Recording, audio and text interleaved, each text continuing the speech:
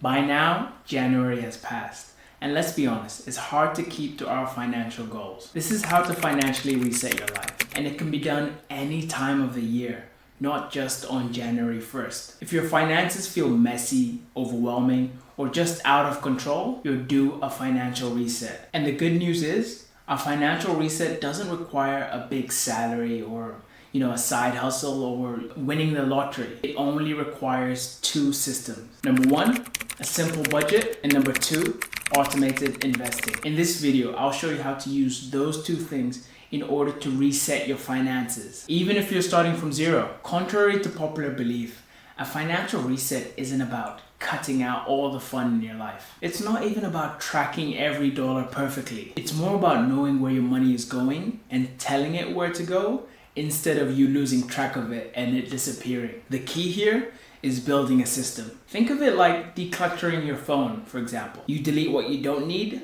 organize what does matter, and automate the rest. Let's start with budgeting, the part that everyone hates because they think it means restriction. But budgeting isn't about saying no to everything. It's actually about saying yes, but with intention. After my income comes in, you want to know where is it going. First, what you want to do is break your expenses into three simple categories. Number one, needs. These includes your, rent, food, transport, and other essential bills. The second is life, eating out, subscriptions, fun, travel. And the third category is future, your savings and investing.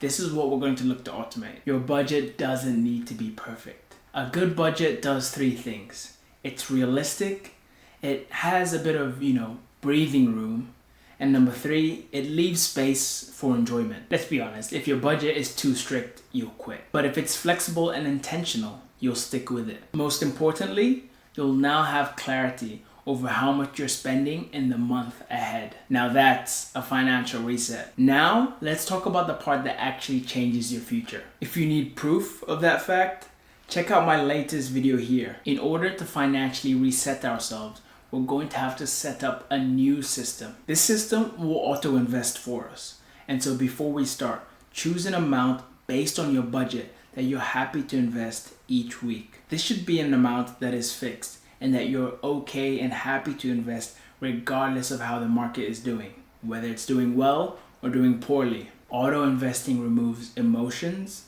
procrastination, and market timing stress. This is why we touched on budgeting first. Once your budget is set, now you can choose an amount that feels comfortable. It could be $25 a week.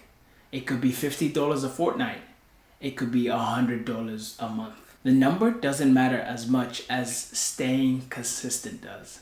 Over time, as your income grows and your habits compound, your financial stress will drop. And again, that's step two of how to financially reset. With my new job having started recently, I personally have had to use these two steps in order to financially reset in this new phase of my life. I hope you're getting back to basics with me. If this helped you at all, like the video. It really helps support my small channel. And subscribe if you want to see more practical money conversations. If you're starting your financial reset today, comment below. And remember, just by starting, you're already ahead of where you were yesterday.